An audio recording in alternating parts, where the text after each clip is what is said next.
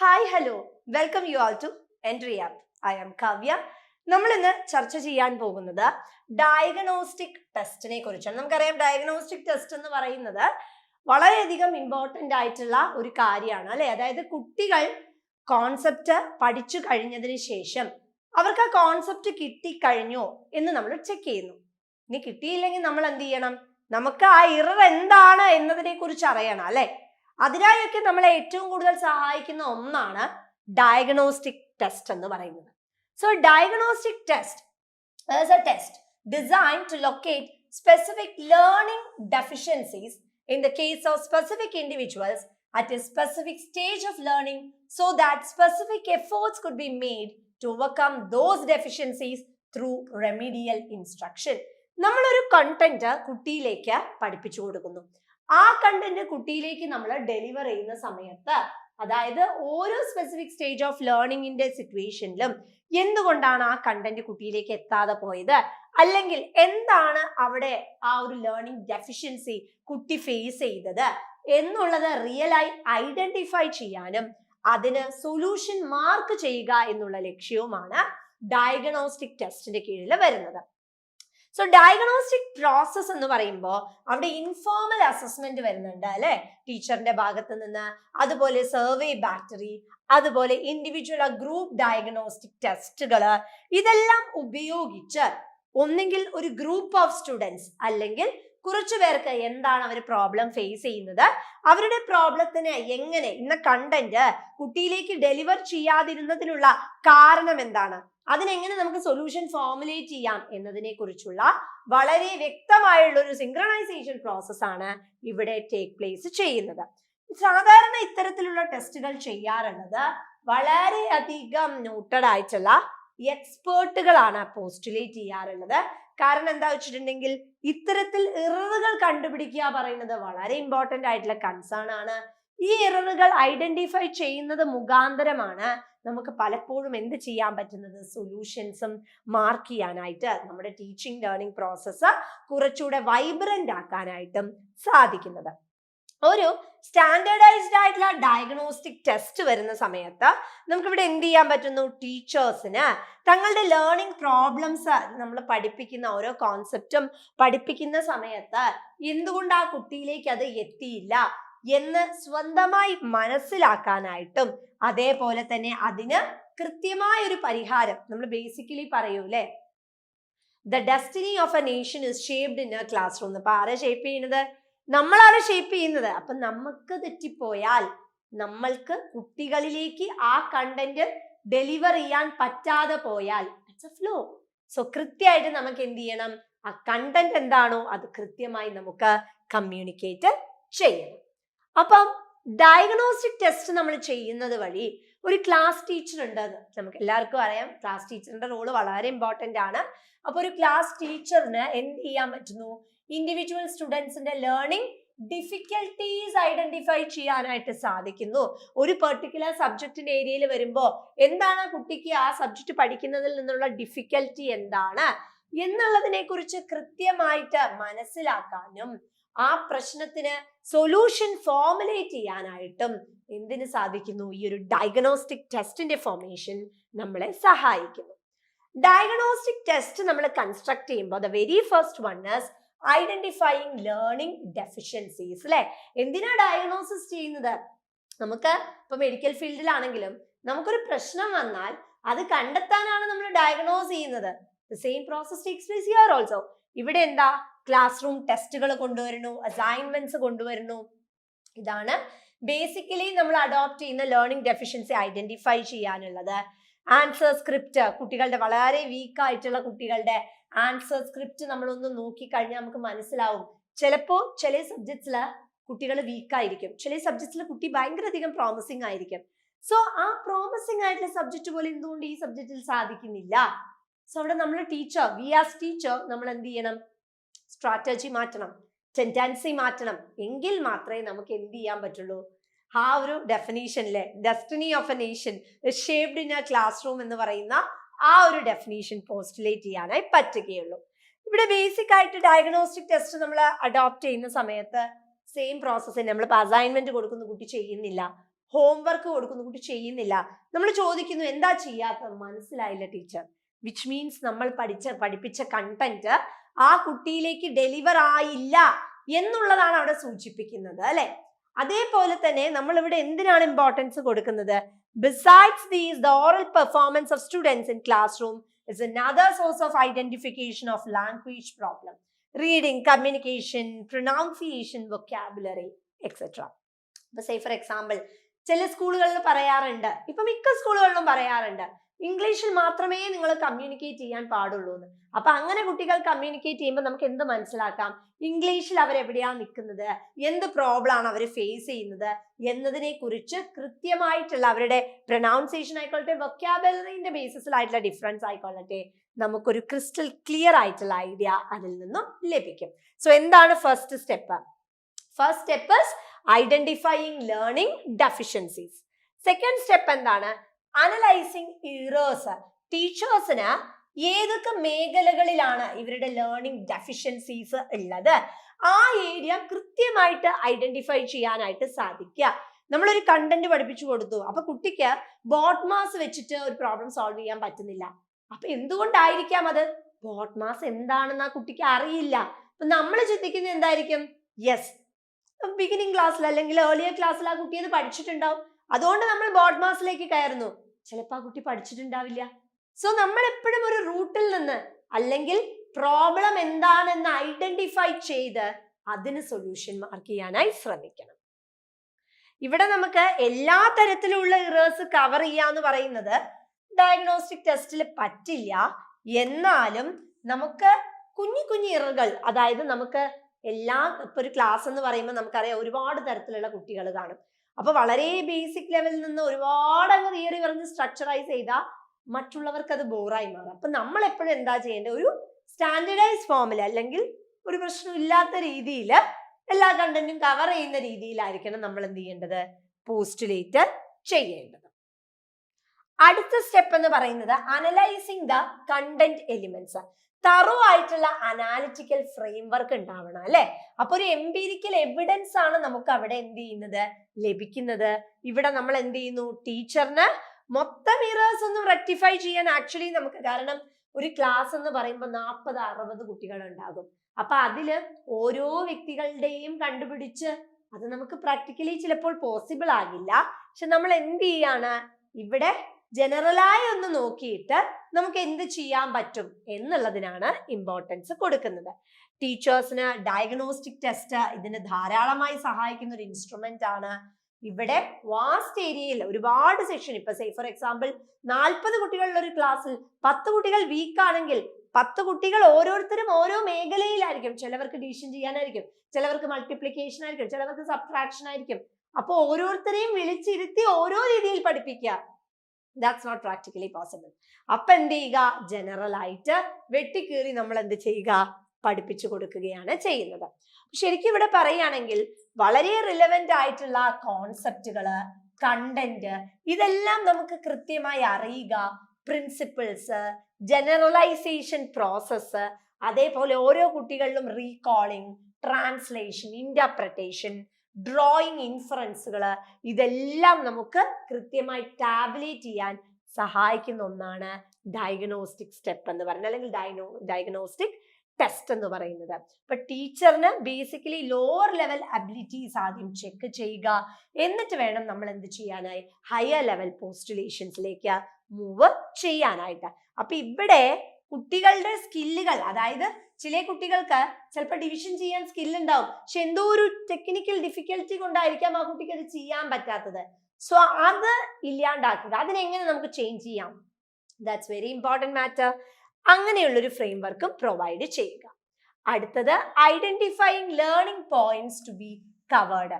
വളരെ കൃത്യമായി നമ്മൾ ഇവിടെ ഒരു എംപിരിക്കൽ എവിഡൻസ് കിട്ടിക്കഴിഞ്ഞാൽ നമ്മൾ എന്താ ചെയ്യേണ്ടത്? ലേണിംഗ് പോയിന്റ്സിനെ കുറിച്ച് എന്തൊക്കെയാണ് ഞാൻ പഠിപ്പിച്ചു കൊടുക്കേണ്ടത്, എന്തൊക്കെയാണ് ഞാൻ കമ്മ്യൂണിക്കേറ്റ് ചെയ്യേണ്ടത് എന്നതിനെ കുറിച്ച് വളരെ വ്യക്തമായിട്ടുള്ള ഒരു ധാരണ നമുക്ക് ഉണ്ടാകുക. അതുപോലെ തന്നെ ഇങ്ങനെ നമുക്ക് എന്തൊക്കെ പോയിന്റ്സ് ആണ്, എന്തൊക്കെ ഞാൻ വിട്ടുപോയത്, ഇനി ആ കുട്ടിയുടെ പ്രശ്നം പരിഹരിക്കാൻ ഞാൻ ഇനി എന്തൊക്കെയാണ് ആഡ് ചെയ്യേണ്ടത് എന്നതിനെ കുറിച്ച് മനസ്സിലാക്കി കഴിഞ്ഞാൽ ലേണിംഗ് ഡിഫിക്കൽട്ടീസ് ഇല്ല, പ്രോബ്ലംസ് ഇല്ല. നമുക്ക് വളരെ ക്രിസ്റ്റൽ ക്ലിയർ ആയിട്ട് വളരെ റിഫോർമേറ്റീവായി നമ്മുടെ ടീച്ചിങ് ലേണിംഗ് പ്രോസസ് എക്സ്റ്റാബ്ലിഷ് ചെയ്യാനായിട്ട് സാധിക്കും. അപ്പൊ ഇവിടെ നമ്മൾ നോക്കുകയാണെങ്കിൽ നമുക്ക് മറ്റുള്ള സബ്ജക്ട്സ് പോലും ബ്ലെൻഡ് ചെയ്തുകൊണ്ട് പഠിപ്പിക്കാനായി സാധിക്കും. ഇപ്പൊ സേ ഫോർ എക്സാമ്പിൾ ഇക്കണോമിക്സ് പഠിപ്പിക്കുക, ഇക്കണോമിക്സിൽ കമ്പ്യൂട്ടേഷൻസ് ഉണ്ട് അല്ലെ. അപ്പം കമ്പ്യൂട്ടേഷൻ അറിയാത്തൊരു കുട്ടിയാണെങ്കിൽ ആ കമ്പ്യൂട്ടേഷൻ ഡെവലപ്പ് ചെയ്യാൻ മാത്സ് ടീച്ചറുടെ സഹായം നമുക്ക് തേടാനായി സാധിക്കും. സോ സബ്ജക്റ്റുകൾ പരസ്പരം എന്താണ്, ഇന്റർ റിലേറ്റഡ് ആണ്. അങ്ങനെ ഓരോ തരത്തിലുള്ള പ്രശ്നങ്ങൾ ഐഡന്റിഫൈ ചെയ്ത് നമ്മൾ എന്ത് ചെയ്യണം, പ്രൊസീഡ് ചെയ്യണം. Next step selection of formal and developing test items ആണ്. നമ്മള് ടെസ്റ്റ് ഐറ്റംസ് ഇന്നതാണ്, ഇന്ന ഫ്രെയിംവർക്ക് ആണ് ഉപയോഗിച്ച് ടെസ്റ്റ് ചെയ്യുന്നത്, കുട്ടിക്ക് അത് മനസ്സിലായോ എന്ന് അങ്ങനെയല്ല. നമ്മൾ എന്ത് ചെയ്യേണ്ടത്, കൃത്യമായിട്ട് സ്ട്രക്ചറൈസ് ചെയ്യണം. ഞാൻ എന്തുകൊണ്ടാണ് ഇന്ന ഫോം എടുത്തത് അല്ലെങ്കിൽ ഇന്ന കാര്യം എടുത്തത് എന്നതിനെ കുറിച്ചൊരു ഐഡിയ ഉണ്ടായിരിക്കണം. ഇവിടെ സെലക്ഷൻ അല്ലെങ്കിൽ ടൈപ്പ് ഓഫ് ടെസ്റ്റ് നമ്മൾ ഉപയോഗിക്കുന്ന സമയത്ത് why this test, why not that test എന്നുള്ളതിനെ കുറിച്ചൊരു ഐഡിയ ഉണ്ടായിരിക്കണം. പക്ഷെ ജനറലി നമ്മൾ പറയുകയാണെങ്കിൽ ഒരു സ്പെസിഫിക് ആയിട്ടുള്ള സ്റ്റുഡന്റ് ഏരിയയിൽ ഇന്ന ടെസ്റ്റ് ആണ് സ്യൂട്ടബിൾ, ഇന്ന ക്വസ്റ്റ്യൻസ് ആണ്, ഇന്ന ഐറ്റംസ് ആ സ്യൂട്ടബിൾ എന്നൊന്നും നമുക്ക് പറയാൻ പറ്റില്ല. ഒന്നിന് അല്ലെങ്കിൽ ഒരു പ്രോബ്ലം സോൾവ് ചെയ്യാൻ ചിലപ്പോൾ ഒന്ന് അപ്ലിക്കബിൾ ആയിരിക്കാം, മറ്റത് അപ്ലിക്കബിൾ ആവണമെന്നില്ല. അപ്പൊ കൃത്യമായി ഇത് തന്നെ ആയിരിക്കും എന്നൊന്നും ഫോർമുലേറ്റ് ചെയ്യാൻ പറ്റില്ല. ഇനി ബേസിക്കലി നമ്മൾ പറയുകയാണെങ്കിൽ ഇത് ഡിസൈറബിൾ ആണ്. എപ്പം റൈറ്റ് ടെസ്റ്റ് ഐറ്റം, അതേപോലെ റെപ്ലിക്കേറ്റ് ഈച്ച് ഐറ്റം, ഇതൊക്കെ ചെയ്യാനായിട്ട് ഇത്തരത്തിലുള്ള ഒരു ഫോർമേഷൻ, അതായത് നമ്മൾ ഫോർമാറ്റ് സെലക്ട് ചെയ്യുമ്പോൾ വളരെ ഗുണമാണ്. അതായത് കൃത്യമായിട്ട് നമുക്ക് ഓരോ കാര്യങ്ങളെ കുറിച്ചും വ്യക്തതയോടുകൂടി മനസ്സിലാക്കാനും ഫോർമാറ്റ് ചെയ്യാനും ഇത് നമ്മളെ സഹായിക്കും. Next is assembling the test. ഇവിടെ എന്താണ്, നമ്മൾ കുറെ ഐറ്റംസ് ഇതിങ്ങനെ ചെക്ക് ചെയ്യാൻ വേണ്ടി കുറെ ഐറ്റംസ് നമ്മൾ ഫോർമുലേറ്റ് ചെയ്യുന്നു. അതിൽ നിന്ന് 10 to 20 ഐറ്റംസിനെ നമ്മൾ അനലൈസ് ചെയ്യുന്നു.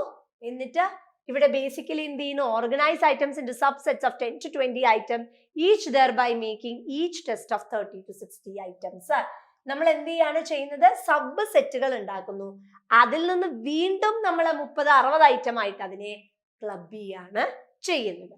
അപ്പൊ ഇവിടെ നമ്മൾ സബ്സെറ്റുകൾ ഉണ്ടാക്കുമ്പോൾ അത് സിമ്പിളും പ്രിസൈസും യുനാംബിഗസും ആയിരിക്കണം. വളരെ ഈസി ആയിട്ട് മനസ്സിലാവുന്ന ഫോമിലായിരിക്കണം. ലാംഗ്വേജ് ലിംഗ്വാസ്റ്റിക് ഫോമിൽ പോകുമ്പോൾ ഈസിയായി മനസ്സിലാക്കണം.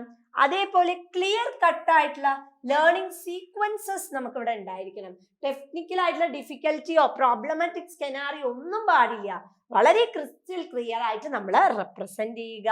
ഒരു ലിബറൽ ആയിട്ടുള്ള ടൈം ലിമിറ്റ് അല്ലെങ്കിൽ ടൈം ഫ്രെയിം വർക്ക് ഓതറൈസ് ചെയ്യുക. കറക്റ്റ് ആയിട്ടുള്ള റെസ്പോൺസസ് നമ്മൾ കളക്ട് ചെയ്യുക. കാരണം ഈ റെസ്പോൺസ് കളക്ട് ചെയ്താൽ മാത്രമേ നമുക്ക് എന്ത് ചെയ്യാൻ പറ്റുള്ളൂ, ഡിസിഷൻസ് ഫോർമുലേറ്റ് ചെയ്യാനായിട്ട് സാധിക്കുള്ളൂ. ഇല്ലെങ്കിൽ സാധിക്കില്ല അല്ലെ.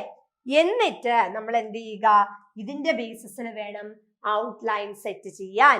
ഇല്ലെങ്കിൽ നമുക്ക് കൃത്യമായിട്ട് ടാബുലേറ്റ് ചെയ്യുക എന്ന് പറയുന്നത് പ്രാക്ടിക്കലി ഡിഫിക്കൽട്ട് ആയിരിക്കും. അടുത്ത സ്റ്റെപ്പ് എന്ന് പറയുന്നത് അഡ്മിനിസ്റ്ററിങ് ദിസ് ടെസ്റ്റ് ആണ്.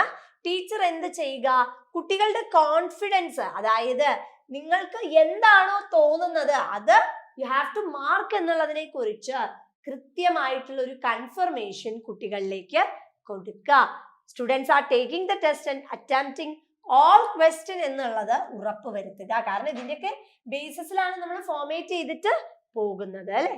സ്റ്റുഡൻസിന് ഇന്നഫ് ആയിട്ടുള്ള ടൈം, ഓപ്പർച്യൂണിറ്റി എല്ലാം നമ്മൾ പ്രൊവൈഡ് ചെയ്യണം. എന്തിനായിട്ട്, ഇത് പൂർത്തീകരിക്കാനായിട്ട്. Next scoring analysis and interpretation. Scoring of diagnostic test എന്ന് പറയുന്നത് ജസ്റ്റ് അച്ചീവ്മെന്റ് ടെസ്റ്റിൽ നിന്നും വളരെയധികം ഡിഫറെന്റ് ആയിട്ടാണ് വരുന്നത്. Teachers must not only mark the correct and wrong answers but also must make a note of the nature of errors in the wrong answer. കുട്ടി ഓരോ mistakes commit ചെയ്യുമ്പോഴും അവിടെ തെറ്റാണ് ശരിയാണ് അങ്ങനെയല്ല, മറിച്ച് എന്താണ് അവിടെ തെറ്റ് വന്നത്, എന്താ അവിടെ ശരിയായി വരാൻ കാരണം എന്നുള്ളതിനെ കുറിച്ച് ഡീറ്റെയിൽ ആയിട്ടുള്ള ഒരു അനാലിസിസ് വേണം. ശരിയെ കുറിച്ച് കൂടുതലും ചിന്തിച്ചില്ലെങ്കിലും എന്താണ് അവിടെ ആ കുട്ടി ഇറവ് വരുത്തിയത് എന്നതിനെ കുറിച്ചൊരു പൂർണ്ണ രൂപം ആ വ്യക്തിക്ക് അല്ലെങ്കിൽ ആ ടീച്ചർക്ക് ഉണ്ടായിരിക്കണം. ഇവിടെ അത് റെക്കോർഡ് ചെയ്യുക. സ്റ്റുഡന്റ് ഇറർ ചാർട്ട്, ഇപ്പം വളരെയധികം റാപ്പിഡായി വരുന്ന ഒന്നാണ് ഡയഗ്നോസ്റ്റിക് ടെസ്റ്റുമായി റിലേറ്റ് ചെയ്യുന്ന student error chart. Student error chart എന്ത് ചെയ്യുക, അവർ ക്രിസ്റ്റൽ ക്ലിയർ ആയിട്ട് റെപ്രസെന്റും ചെയ്യുക. അപ്പൊ ഇനി നമ്മൾ നോക്കുകയാണെങ്കിൽ നമുക്കിവിടെ അച്ചീവ്മെന്റ് ടെസ്റ്റും ഡയഗ്നോസ്റ്റിക് ടെസ്റ്റും തമ്മിലുള്ള ഒരു വ്യത്യാസമുണ്ട്. അച്ചീവ്മെന്റ് ടെസ്റ്റിന്റെ ഒബ്ജക്റ്റീവ് എന്താന്ന് വെച്ചിട്ടുണ്ടെങ്കിൽ കുട്ടികൾക്ക് to measure the relative accomplishment of pupils in specified areas of learning. ഒരു സ്പെസിഫൈഡ് ഏരിയാസ് ഓഫ് ലേണിംഗ് ഏരിയയിലേക്ക് പ്രവേശിക്കുന്ന സമയത്ത് അത് കിട്ടിയിട്ടുണ്ടോ എന്ന് നോക്കുന്നതാണ് അച്ചീവ്മെന്റ് ടെസ്റ്റ്.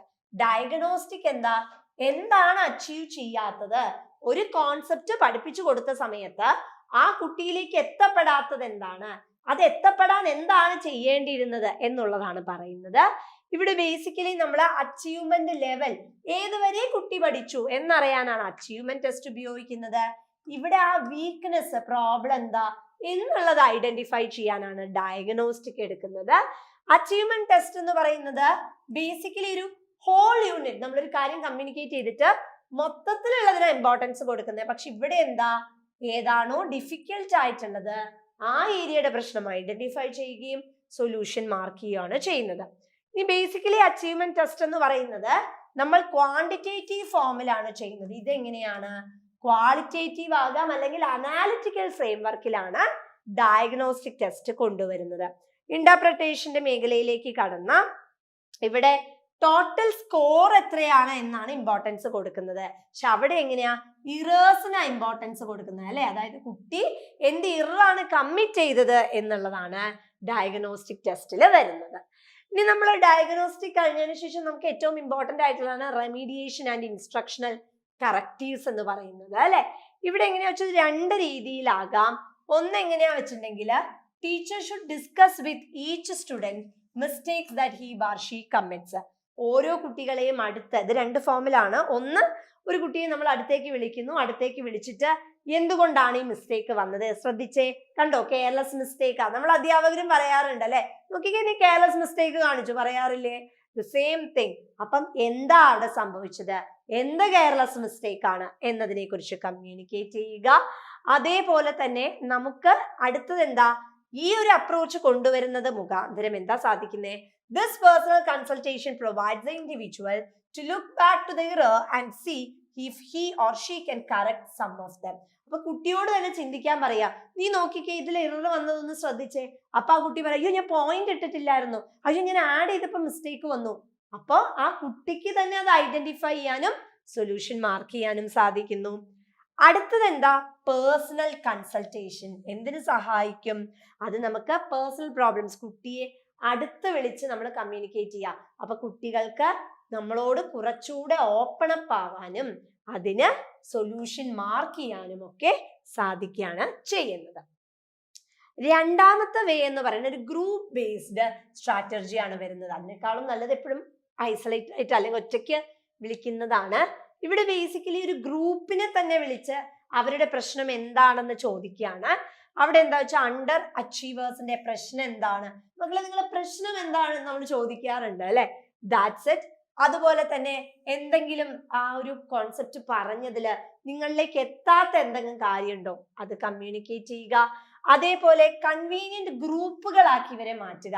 കുഞ്ഞു കുഞ്ഞു സ്റ്റഡി ഗ്രൂപ്പുകൾ, അവർക്ക് നേതൃത്വം കൊടുക്കാൻ കുറച്ച് കാര്യങ്ങൾ അറിയുന്ന ഒരു കുട്ടിയെ ഏൽപ്പിക്കുക.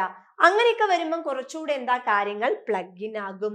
അതുപോലെ തന്നെ വളരെ കറക്റ്റീവ്നെസ്സോട് കൂടി കാര്യങ്ങൾ എത്തിക്കുക, അവരിലേക്ക് കമ്മ്യൂണിക്കേറ്റ് ചെയ്യുക. അതേപോലെ റെമീഡിയേഷൻ, ഇവിടെ ബേസിക് ആയിട്ടുള്ള കോൺസെപ്റ്റ് വരെ നമ്മൾ അവരിലേക്ക് എത്തിക്കുകയാണ് ചെയ്യുന്നത്. അതേപോലെ ചില കുട്ടികൾക്ക് ചിലപ്പോൾ കൂടുതലായിട്ടുള്ള കെയർ ആവശ്യമായിട്ടുള്ള കുട്ടികൾ ഉണ്ടാവും അല്ലെ. അപ്പൊ ആ ഗ്രൂപ്പാക്കി തിരിക്കുമ്പോൾ കുറച്ച് കെയർ കൂടുതൽ വേണ്ടവര് ഒരു ഗ്രൂപ്പ്, കുറച്ച് വേണ്ടവര്, മീഡിയം വേണ്ടവര്, ഒരുപാട് വേണ്ടവര്, ഇങ്ങനെ പറയുമ്പോൾ കാറ്റഗറൈസ് ചെയ്യുകയുമാണ് അവിടെ ചെയ്യുന്നത്. കറക്റ്റീവ് ഫോർ ലേണിംഗ് യൂണിറ്റ്സ്, അവിടെ ബേസിക് ആയി വരുന്ന പ്രിൻസിപ്പിൾസ് എന്തൊക്കെയാന്ന് വെച്ചാൽ, ഒന്ന് teaching the same material as planned in the unit. ഒന്ന് കൃത്യമായി തന്നെ നമ്മൾ ആ ഒരു യൂണിറ്റിൽ എന്താണോ പഠിപ്പിക്കാനായി പോകുന്നത് അത് കൃത്യമായി ഇങ്ങനെ നമ്മൾ പ്രോസസ് ചെയ്ത് പഠിപ്പിച്ചുകൊണ്ടേയിരിക്കുന്നു. ഇനി അടുത്തത് എന്താണ്, ചിലപ്പം നമ്മൾ ആ യൂണിറ്റിൽ നിന്നും പലപ്പോഴും നമ്മൾ ക്ലാസ്സിൽ കണ്ടന്റ്സ് പറയുമ്പോൾ കൂടുതലായിട്ടും ആ ടെക്സ്റ്റ് ബുക്ക് ബേസ്ഡ് ആവാതെ റിയൽ ലൈഫ് അപ്ലിക്കേഷൻസിന് ഇമ്പോർട്ടൻസ് കൊടുക്കുക. അപ്പൊ അങ്ങനെ നമ്മൾ റിയൽ ലൈഫ് അപ്ലിക്കേഷൻ ഇമ്പോർട്ടൻസ് കൊടുക്കുമ്പോൾ കുറച്ചുകൂടെ ബന്ധപ്പെടുത്തി പഠിപ്പിക്കാൻ കുട്ടികൾക്ക് കഴിയും. അതേപോലെ ഒരു ഗ്രൂപ്പ് ബേസ്ഡ് ഇൻസ്ട്രക്ഷൻ കൊണ്ടുവരിക. ഒരിക്കലും ഒരു റിഫോർമേറ്റീവ് അല്ലെങ്കിൽ ഒരു കോൺസെപ്റ്റ് മാത്രം കുട്ടിയിലേക്ക് എത്താതെ ഒരുപാട് പേരുമായി കമ്മ്യൂണിക്കേറ്റ് ചെയ്യുന്ന ഒരു മാനർ കൊണ്ടുവരിക. അതുപോലെ തന്നെ ഇൻഡിവിജ്വൽ അല്ലെങ്കിൽ ഗ്രൂപ്പ്സിന് എന്തൊക്കെയാണ് തങ്ങളുടെ പ്രശ്നങ്ങൾ എന്നുള്ളത് ഐഡന്റിഫൈ ചെയ്തിട്ട് അവർക്ക് സ്വന്തമായി തന്നെ അതിനൊരു കറക്റ്റീവ് ഫോമിലേക്ക് കൊണ്ടുവരിക. സോ ഇതിൽ ബേസിക് ആയി പറയുമ്പോൾ ഒന്ന് ഇൻഡിവിജ്വൽ ബേസ്ഡ് കറക്റ്റീവ്സ് ഉണ്ട്.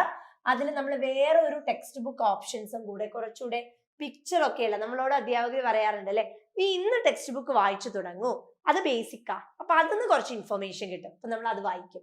That's it.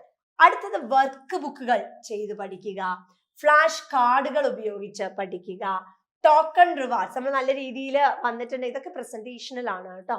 ടോക്കൺ റിവാർഡ്സ് കിട്ടുക, അതേപോലെ റെഫറൻസ് സെൽഫ് സ്റ്റഡി, കൂടുതൽ ഇൻവോൾവ്മെന്റ് ആണ്. നമ്മളോട് പറയുക ഇന്ന കോൺസെപ്റ്റ് മനസ്സിലായില്ലെങ്കിൽ ഇന്ന ടെക്സ്റ്റ് ബുക്ക്, അതൊക്കെ കുറച്ചുകൂടെ ഇപ്പൊ നമ്മൾ ഡയഗ്നോസ്റ്റിക് ഫോമിലേക്ക് പോകുമ്പോൾ ചില കുട്ടികൾക്ക് ചിലപ്പം കുറച്ചൊരു പുഷിന്റെ ആവശ്യം ഉണ്ടാവുള്ളൂ.